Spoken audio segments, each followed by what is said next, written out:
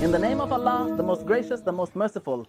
All praise is due to Allah, and peace and blessings be upon the messenger of Allah, our master Muhammad, and upon his family and companions altogether. Now, as for what follows, by time indeed mankind is in loss, except for those who have believed and done righteous deeds, and advised one another to truth, and advised one another to patience.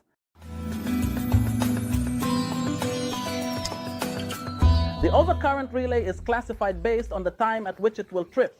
If the relay detects a fault and trips instantly, theoretically after a time of 0, it is called an instantaneous overcurrent. It is represented according to the IEEE or ANSI device code by the symbol 50, which is 50.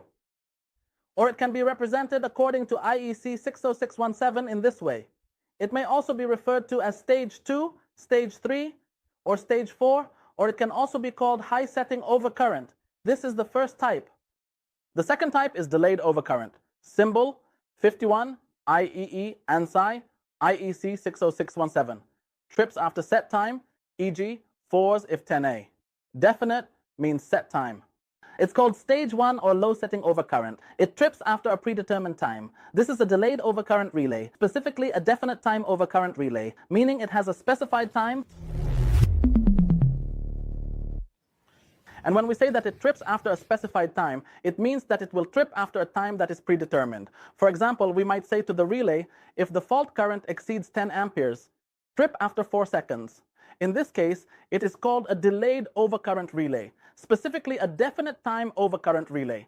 The term definite here means that this overcurrent relay has a specified time. The term definite means this overcurrent relay has a specified time repeated 4 times.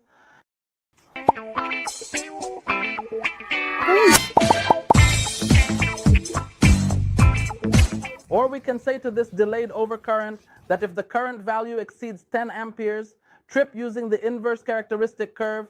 This curve represents an inverse relationship between the fault current and the trip time, meaning that the higher the fault current value, the shorter the trip time, and conversely, the lower the fault current value, the longer the trip time.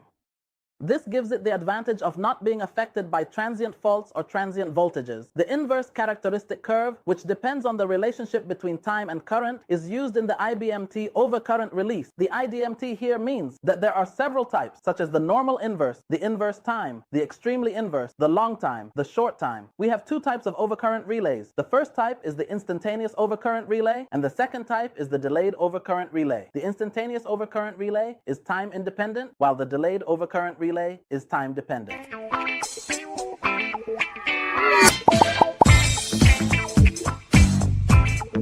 There are 2 types of overcurrent relays, instantaneous and delayed. Instantaneous operates independently of time, while delayed is time dependent. If not time dependent, it relies solely on the current value.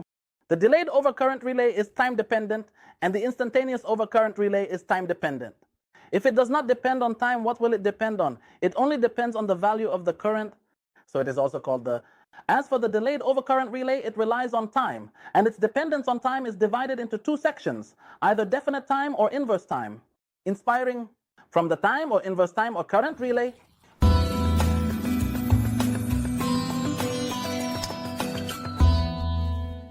we will explain the overcurrent relay thoroughly, covering everything, starting with the instantaneous overcurrent. If the relay detects a fault, and the function is instantaneous overcurrent, it trips instantly or theoretically at 0. It trips at 0 because practically nothing happens at 0. Time never stops. It is space moving. Night and day are due to Earth's rotation. When time is 0, Earth stops, which is impossible. Thus, trip time 0, or instantaneous, means 10 to 40 milliseconds. And we mentioned that it trips after a theoretical time of 0 because in practical reality, nothing happens during a time of 0, as time never actually stops. Time is merely the movement of space. Night and day are created by the Earth's rotation on its axis. So when we say that the time is 0, it means that the Earth has stopped moving, which is practically impossible. Therefore, when we say that the trip time is 0 or instantaneous, we mean that the trip time is between 10 to 40 milliseconds. Night and day are created by the Earth's rotation on its axis. So when we say that the time is 0, it means that the Earth has stopped moving, which is practically impossible. Therefore, when we say that the trip time is 0 or instantaneous, we mean that the trip time is between 10 to 40 milliseconds.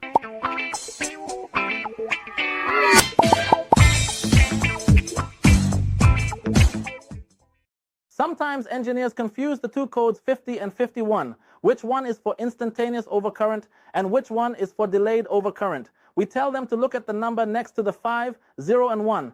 Consider them like a digital number. The 0 indicates that the time is 0, and the 1 indicates that there is a time delay.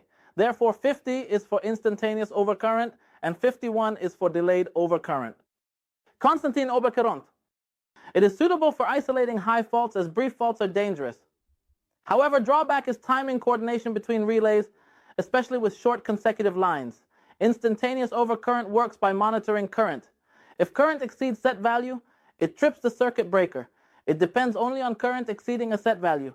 E.g., if set value is 2 amperes, the working principle of the instantaneous overcurrent relies on continuously monitoring the current. If the current value exceeds the set value, the sitting value, it sends a trip signal to its circuit breaker. Instantaneous overcurrent does not depend on the amount of increase in current, but only on the current exceeding a certain value. For example, if the sitting value set inside the instantaneous relay is 2 amperes, then reaching a fault current of 2.1 amperes is equivalent to reaching a fault current of 10 amperes. The action will be the same. Instantaneous relay 2 amperes, fault current at 2.1 amperes, instantaneous overcurrent trips, add delay for definite time overcurrent.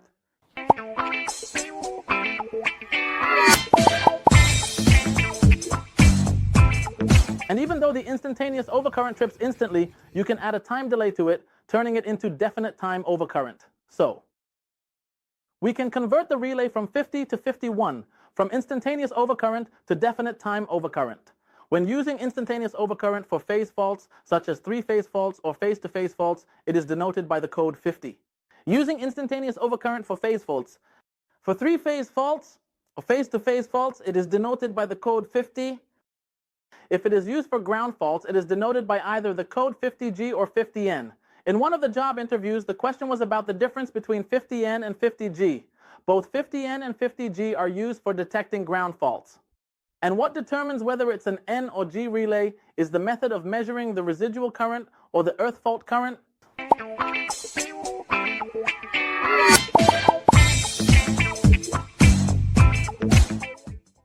3 CT calculations or measurements are 50N. Direct 1 CT or core balance CT measurements are 50G. CT connection determines if it is 50N, or 50G. If measured directly through 1 CT or core balance CT, it's 50G. The CT connection determines if it's 50N, or 50G. CT connection method determines function. Connected through phase CT, it's 50. Connected through earth CT, it's 50N or 50G. The CT connection determines if it's 50N, or 50G. How the CT is connected defines its role. If IOR is connected through phase CT, it's 50. If IOR is connected through earth CT, it's 50N. It is called 50. If the instantaneous overcurrent relay is connected through the RCT, it is called 50N or 50G.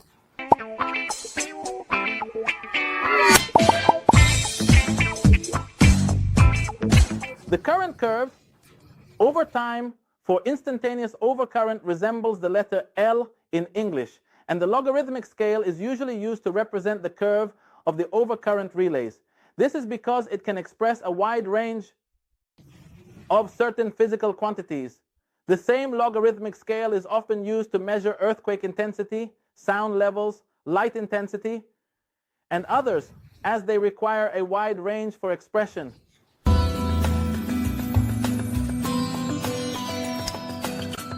An inspiring national donor figure. To confirm the information, follow me as we analyze this volt recorder, which was pulled from the relay before the fault occurred. The current value was normal by observing the sinusoid. When the fault occurred, the fault current increased, evident from the amplitude rise. The relay detected the fault after 1 cycle. Cycle time varies with frequency. For 60 Hz, it's 160, equaling 16.66. The relay didn't sense the fault until after about 1 cycle. The cycle time varies depending on the frequency used, where 1 cycle time at 60 Hz is 1 divided by 60, which equals 16.66 milliseconds. And 1 cycle time at 50 Hz is 1 divided by 50, which equals 20 milliseconds. Millisecond and cycle time at 50 Hz is 150, which is equal to 20 milliseconds. So when I say that the frequency is 50, for example, it means that the generator will give me 50 revolutions, or 50 cycles in 1 second, and the time, that the relay needs to respond to the fault is what we call response time, or the pickup time, or we might also call it the start time.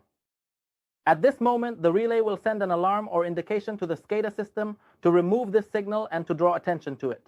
Engineers, the pickup indication will not send a signal to trip the circuit breaker unless the trip time is 0. If there's a delay in tripping the circuit breaker, the timer starts counting down when the pickup signal appears. The trip signal stays 0, waiting for the delay to finish before changing to 1. Once the trip occurs, the circuit breaker trips instantly. And notice that the trip signal is still showing 0 and is waiting for the time delay to finish before it becomes 1. As soon as the trip occurs, this means that the circuit breaker will trip instantly. Notice that the current signal after the trip is still ongoing. The presence of the current signal is the strongest evidence that the circuit is still closed and that the circuit breaker is closed. This means that the circuit breaker will trip instantly. As you can see that the current signal is still ongoing after the trip. And the presence of the current signal is the strongest evidence that the circuit is still closed and that the circuit breaker is closed. After more than 2 cycles, the current signal disappears, indicating the circuit breaker has opened its contact. This marks the response time to the fault signal from the overcurrent relay. It's crucial to note that when the circuit breaker opens its contacts to isolate the fault current, it is during the opening time. It's important to note that when the circuit breaker starts to open its contacts to isolate the fault current, this occurs during the circuit breaker opening time. A spark will appear between the open contacts of the circuit breaker, which is the most dangerous thing that faces the opening process, and the circuit screams. This spark can cause many problems, like igniting the insulation. The breaker,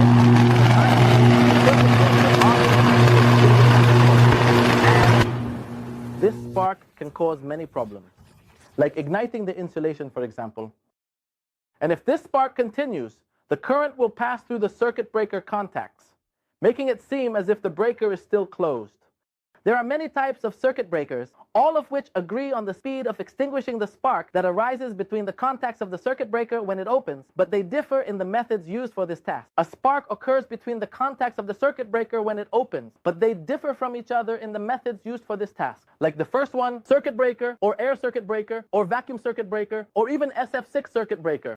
Now, let's go back to analyzing this volt recorder again. Notice that the trip contact output from the overcurrent relay is still closed. And the evidence is that the trip signal here is still at 1 even after the current value has disappeared. This is what we call the drop-off time or the relay reset time, where the relay needs some time to respond to the disappearance of the current. The overcurrent relay is still closed, and the evidence is that the trip signal here is still at 1 even after the current value has disappeared. And this is what we call the drop-off time or the relay reset time, where the relay needs some time to respond to the disappearance of the current. The total time to clear a fault is what we call total fault clearing time.